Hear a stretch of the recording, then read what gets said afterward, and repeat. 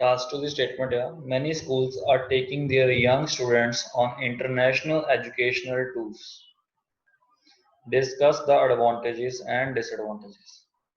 Statement ਦਾ ਮਤਲਬ ਆ ਕਾਫੀ schools ਆਪਣੇ ਜਿਹੜੇ ਯੰਗ ਸਟੂਡੈਂਟਸ ਨੂੰ ਜਿਹੜੇ ਆ ਇੰਟਰਨੈਸ਼ਨਲ ਐਜੂਕੇਸ਼ਨਲ ਟੂਰਸ ਦੇ ਉੱਪਰ ਲੈ ਕੇ ਇੰਟਰਨੈਸ਼ਨਲ ਐਜੂਕੇਸ਼ਨ ਟੂਰ ਮਤਲਬ ਸਪੋਜ਼ ਮੈਂ ਇੰਡੀਆ ਦੇ ਵਿੱਚ ਕਿਸੇ ਸਕੂਲ ਦੇ ਵਿੱਚ ਪੜ੍ਹਦਾ ਪਿਆ ਤੇ ਮੈਨੂੰ ਅਮਰੀਕਾ ਲੈ ਕੇ ਜਾਂਦੇ ਆ ਉੱਥੇ ਨਾਸਾ ਏਜੰਸੀ ਦੇ ਜਿਹੜਾ ਸਪੇਸ ਏਜੰਸੀ ਆ ਨਾਸਾ ਉਹਦੇ ਵਿਜ਼ਿਟ ਕਰਵਾਉਂਦੇ ਯਾਨੀ ਕਿ ਉੱਥੋਂ ਦੀ ਇਨਫੋਰਮੇਸ਼ਨ ਪ੍ਰੋਵਾਈਡ ਕਰਦੇ ਆ ਮੈਨੂੰ ਕਿਸੇ ਹੋਰ ਕੰਟਰੀ ਦੇ ਵਿੱਚ ਲੈ ਕੇ ਜਾਂਦੇ ਆ ਕਿਸੇ ਹੋਰ ਜਗ੍ਹਾ ਦੇ ਵਿੱਚ ਠੀਕ ਹੈ ਇੰਟਰਨੈਸ਼ਨਲ ਐਜੂਕੇਸ਼ਨਲ ਟੂਰ ਮਤਲਬ ਆਪਣੀ ਕੰਟਰੀ ਤੋਂ ਦੂਸਰੀ ਕੰਟਰੀ 'ਚ ਜਾਣਾ ਪੜ੍ਹਾਈ ਦੇ ਵਾਸਤੇ ਹੁਣ ਇੱਥੇ ਟੂਰਸ ਮਤਲਬ ਛੋਟੀਆਂ visits 7 to 15 days the visit ਆਏ ਉਸ ਤੋਂ ਬਾਅਦ ਫਿਰ ਵਾਪਿਸ ਆ ਜਾਣਾ ਆਪਣੇ ਸਕੂਲ ਦੇ ਵਿੱਚ ਹੀ ਸੋ ਇਹਨੂੰ ਪਰਮਾਨੈਂਟ ਦੇ ਨਾਲ ਕੰਬਾਈਨ ਨਹੀਂ ਕਰਨਾ ਵੀ ਜਿਹੜੇ ਇੰਟਰਨੈਸ਼ਨਲ ਸਟੂਡੈਂਟਸ ਜਾਂਦੇ ਆ ਬਾਹਰ ਪੜ੍ਹਨ ਵਾਸਤੇ ਇਹ ਸਿਰਫ ਸਕੂਲਸ ਵਾਸਤੇ ਆ ਵੀ ਇੱਕ ਸਕੂਲ ਆ ਉਹ 15 ਦਿਨ ਦੇ ਟ੍ਰਿਪ ਤੇ ਲੈ ਕੇ ਗਏ ਆਪਣੇ ਸਟੂਡੈਂਟਸ ਨੂੰ ਕਿਸੇ ਹੋਰ ਕੰਟਰੀ ਦੇ ਵਿੱਚ ਫॉर ਸਟੱਡੀ ਪਰਪਸਿਸ ਕਲੀਅਰ ਸਟੇਟਮੈਂਟ ਹੁਣ ਇਹਦੇ ਆਪਾਂ ਐਡਵਾਂਟੇजेस ਤੇ ਡਿਸਐਡਵਾਂਟੇजेस ਦੱਸਣੇ ਆਪਾਂ ਸੋ ਪਹਿਲਾਂ ਆਪਾਂ ਦੇਖਦੇ ਹਾਂ ਐਡਵਾਂਟੇਜ ਕੀ ਹੋ ਸਕਦੇ ਇਹਦੇ ਤੇ ਡਿਸਐਡਵਾਂਟੇਜ ਕੀ ਹੋ ਸਕਦੇ ਆ ਦੱਸੋ ਕੀ ਐਡਵਾਂਟੇਜ ਹੋਣਗੇ ਇਹਦੇ ਕੀ ਡਿਸਐਡਵਾਂਟੇਜ ਹੋਣਗੇ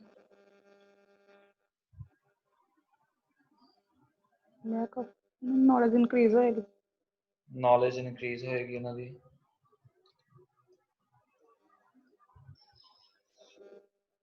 ਹੋਰ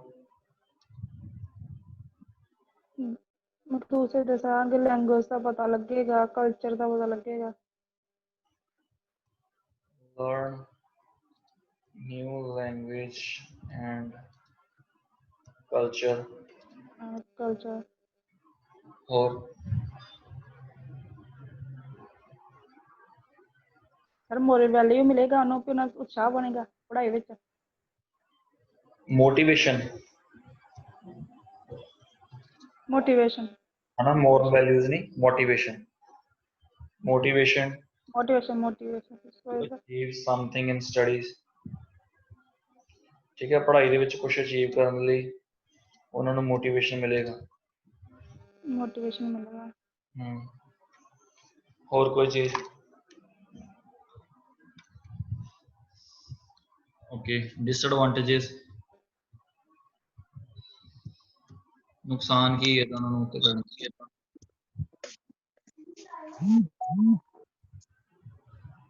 ਕੀ ਨੁਕਸਾਨ ਹੋ ਸਕਦਾ ਉਹਨਾਂ ਦੇ ਖਰਚਾ ਵੀ ਜ਼ਿਆਦਾ ਹੋ ਸਕਦਾ study loss cost factor study ਵਾਸਤੇ ਜਿਹੜਾ ਖਰਚਾ ਵਾ ਵੀ ਬਹੁਤ ਜ਼ਿਆਦਾ ਹੋ ਜਾਂਦਾ ਕਈ ਪੇਰੈਂਟਸ ਨਹੀਂ ਅਫੋਰਡ ਕਰ ਪਾਉਂਦੇ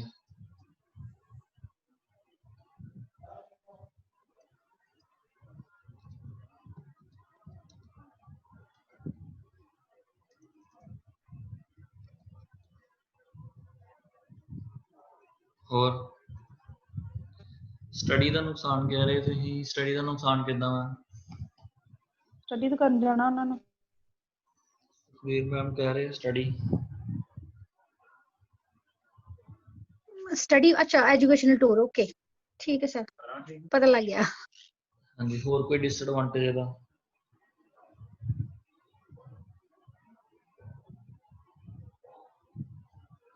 ਹੋਰ ਕੋਈ ਡਿਸਐਡਵਾਂਟੇਜ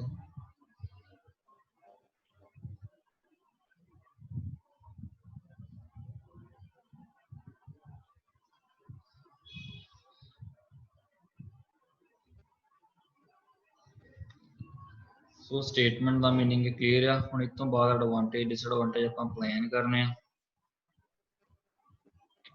ਐਡਵਾਂਟੇਜ ਦੇ ਵਿੱਚ ਆਪਾਂ ਸਭ ਤੋਂ ਪਹਿਲਾਂ ਇੱਕ ਮੇਨ ਸੈਂਟੈਂਸ ਬਣਾਵਾਂਗੇ ਟੌਪਿਕਲ ਸੈਂਟੈਂਸ ਜਿਹਨੂੰ ਕਹਿੰਦੇ ਆਪਾਂ ਠੀਕ ਹੈ ਇਹਦੇ ਵਿੱਚ ਹੁਣ ਆਪਾਂ ਦੇਖਦੇ ਹਾਂ ਵੀ ਐਡਵਾਂਟੇਜ ਕੀ ਹੈ ਨੌਲੇਜ ਵੱਧਦੀ ਪਈ ਹੈ ਨਵਾਂ ਲੈਂਗੁਏਜ ਸਿੱਖਦੇ ਪਏ ਆ ਮੋਟੀਵੇਸ਼ਨ ਉਹਨਾਂ ਨੂੰ ਮਿਲਦੀ ਪਈ ਹੈ ਸਟੱਡੀ ਦੇ ਵਿੱਚ ਕਰਨ ਸੋ ਇੱਥੇ ਆਪਾਂ ਲਿਖ ਸਕਦੇ ਹਾਂ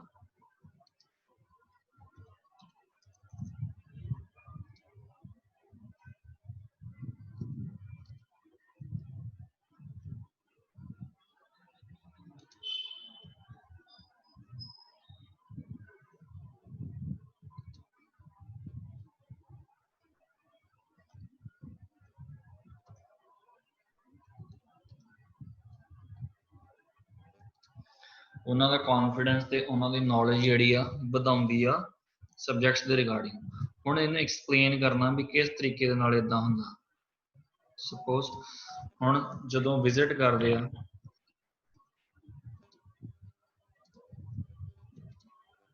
ਉੱਥੇ ਕੀ ਕਰਦੇ ਪਏ ਆ, learn about new things in form of theory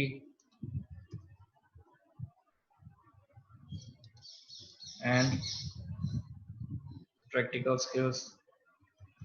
ਉੱਥੇ ਜਦੋਂ ਕਿਸੇ ਜਗ੍ਹਾ ਤੇ ਜਾਂਦੇ ਆ ਉੱਥੋਂ ਦੇ ਨਵੀਂ ਚੀਜ਼ ਕੋਈ ਸਿੱਖਦੇ ਆ, ਨਵੀਂ ਥਿੰਗ ਸਿੱਖਦੇ ਆ, ਨਵਾਂ ਸਬਜੈਕਟ ਬਾਰੇ ਸਿੱਖ ਸਕਦੇ ਆ, ਠੀਕ ਹੈ, ਕੋਈ ਡਿਵਾਈਸ ਬਾਰੇ ਸਿੱਖ ਸਕਦੇ ਆ, ਉਹਦੀ ਥਿਊਰੀ ਸਿੱਖ ਸਕਦੇ ਆ ਤੇ ਉਹਦੇ ਪ੍ਰੈਕਟੀਕਲ ਸਕਿੱਲਸ ਵੀ ਸਿੱਖਦੇ ਆ।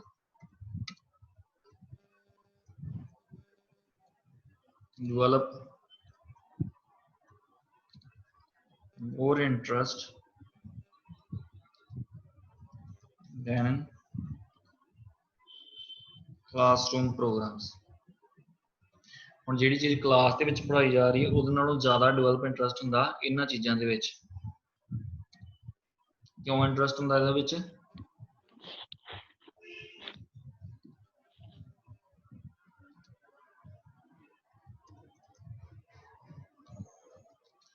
ਉਹ ਆਰਾਮ ਨਾਲ ਮਜ਼ਾ ਕਰਦੇ ਕਰਦੇ ਸਿੱਖ ਸਕਦੇ ਚੀਜ਼ਾਂ।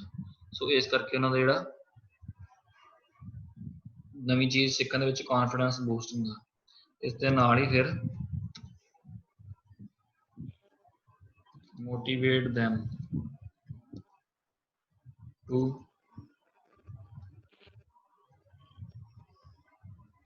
invent or develop something for betterment of mankind। ਸੋ ਉਹਨਾਂ ਨੂੰ ਇਹਦੇ ਨਾਲ ਹੀ ਮੋਟੀਵੇਟ ਹੁੰਦੇ ਆ ਵੀ ਕੋਈ ਨਾ ਕੋਈ ਚੀਜ਼ ਨਵੀਂ ਬਣਾਉਣ ਜਾਂ ਫਿਰ ਕੋਈ ਚੀਜ਼ ਜਿਹੜੀ ਪਹਿਲਾਂ ਬਣੀ ਹੋਏ ਉਹਨੂੰ ਹੋਰ ਜ਼ਿਆਦਾ ਵਧੀਆ ਕਰਨ ਤਾਂ ਕਿ ਉਹ ਇਨਸਾਨੀਅਤ ਦੀ ਭਲਾਈ ਕਰ ਸਕਣ, ਉਹਨਾਂ ਦੀ ਵਧੀਆ ਕਰ ਸਕਣ ਉਹਨਾਂ ਦੇ ਲਈ ਕੁਛ। ਇਹ ਚੀਜ਼ਾਂ ਹੋ ਗਈਆਂ। ਹੁਣ ਇੱਥੇ ਫਿਰ ਦੇਖ ਦੇਣੀ ਐਗਜ਼ਾਮਪਲ। ਐਗਜ਼ਾਮਪਲ 'ਚ ਆਪਾਂ ਕਹਿ ਸਕਦੇ ਹਾਂ ਕਿ 98% ਸਟੂਡੈਂਟਸ ਜਿਨ੍ਹਾਂ ਨੇ ਨਾਸਾ ਵਿਜ਼ਿਟ ਕੀਤਾ ਸੀਗਾ ਆਪਣੇ ਸਕੂਲ ਡੇਜ਼ ਦੇ ਵਿੱਚ tend to become great scientists। ਉਹ ਜਿਹੜੇ ਆ ਆਪਣੇ ਜਿਨ੍ਹਾਂ ਨੇ 98% ਉਹ ਸਟੂਡੈਂਟਸ ਜਿਨ੍ਹਾਂ ਨੇ ਨਾਸਾ ਦੇ ਵਿਜ਼ਿਟ ਕੀਤਾ ਸੀਗਾ ਆਪਣੇ ਸਕੂਲ ਦੇ ਟਾਈਮ ਦੇ ਵਿੱਚ ਉਹ ਅੱਜ ਬਹੁਤ ਵੱਡੇ ਸਾਇੰਟਿਸਟ ਨੇ। ਕਲੀਅਰ? ਹੁਣ ਇੱਥੇ ਵੀ ਲਿਖ ਸਕਦੇ 98% ਸਟੂਡੈਂਟਸ from Asian countries। ਉਹ ਕਿਉਂ? ਕਿਉਂਕਿ ਇੱਥੇ ਗਿਵਨ ਹੈ ਇੰਟਰਨੈਸ਼ਨਲ ਐਜੂਕੇਸ਼ਨਲ ਟੂਰ। ਸੋ ਨਾਸਾ ਜਿਹੜਾ ਸਪੇਸ ਸਟੇਸ਼ਨ ਆ ਉਹ ਹੈਗਾ ਅਮਰੀਕਾ ਦੇ ਵਿੱਚ, ਏਸ਼ੀਆ ਤੋਂ ਅਮਰੀਕਾ ਹੋ ਗਿਆ ਇੰਟਰਨੈਸ਼ਨਲ। ਹੁਣ ਇੱਥੇ ਦਾ ਰੀਜ਼ਨ ਵੀ ਲਿਖ ਲੈਣਾ due to learning many ਜਾਂ ਫਿਰ due to high morale received from there। ਉਹਨਾਂ ਨੇ ਉੱਥੋਂ ਬਹੁਤ ਆਪਣਾ ਕੌਨਫੀਡੈਂਸ ਜਿਹੜਾ ਬੂਸਟ ਕੀਤਾ ਸੀ ਇਸ ਕਰਕੇ। ਹੁਣ ਡਿਸਐਡਵਾਂਟੇਜ ਆਪਾਂ ਲਿਖਣਾ ਹੈ।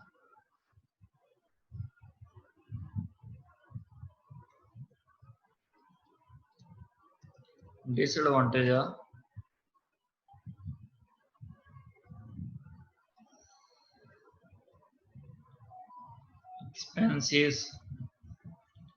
expensive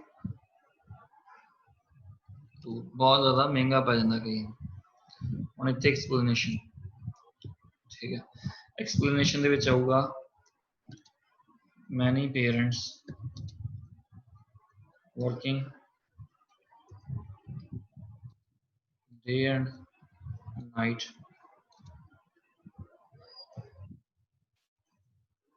to earn handsome money to feed their family and provide better education to their children. But high cost of flights, hotel booking, food in other countries are not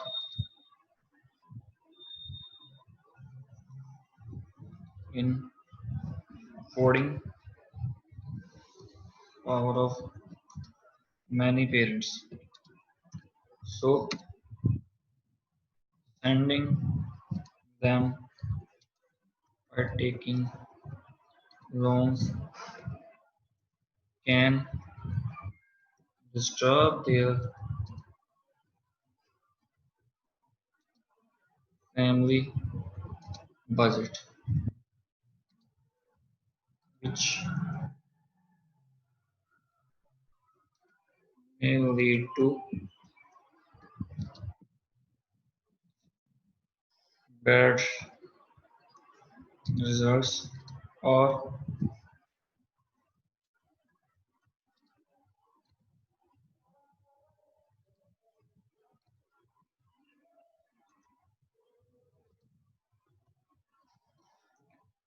which may results lead to bad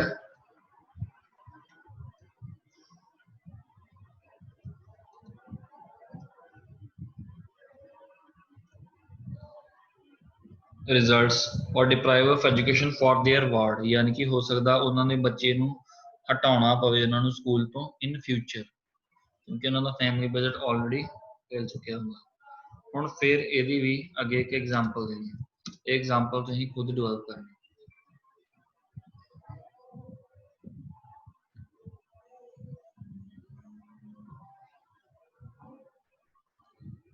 ਸੋ फिर ਆਪਾਂ लिखना introduction तो बाद ਆਪਾਂ लिखना body paragraph 1 ਜਿਹਦੇ ਵਿੱਚ ਪਹਿਲਾ ਸੈਂਟੈਂਸ ਆਏਗਾ पॉइंट 1 ਦਾ मतलब ਜਿਹੜੀ ਸਭ ਤੋਂ ਪਹਿਲੀ ਲਾਈਨ ਲਿਖੀ ਆਪਾਂ ਆ ਵਾਲੀ ਆ ਹੋ ਗਿਆ पॉइंट 1 ठीक है। उस तो बाद सेकंड सेंटेंस आएगा ਉਹਨੂੰ एक्सप्लेन करना कि किस तरीके दे नाल पॉइंट 1 ਜਿਹੜਾ ठीक है in the form of how and why भी पॉइंट 1 ਜਿਹੜਾ ਉਹ ठीक है ते किस तरीके नाल ठीक है। then third उसे चीज दी एग्जांपल देनी। सेम बॉडी पैराग्राफ 2 वास्ते भी पहला सेंटेंस आएगा पॉइंट 2 यानी कि एक्सपेंसिव हुंदा टूर बहुत ज्यादा है आ चीज आ गया पॉइंट। सो नैक्सट सेंटेंस हम एक्सप्लेन करना भी एक्सपेंसिव किद्दां हुंदा ते किद्दां जिहड़े आ पेरेंट्स अफोर्ड नहीं कर पाते। Third sentence example and last एक पैराग्राफ बनेगा कंक्लूजन का।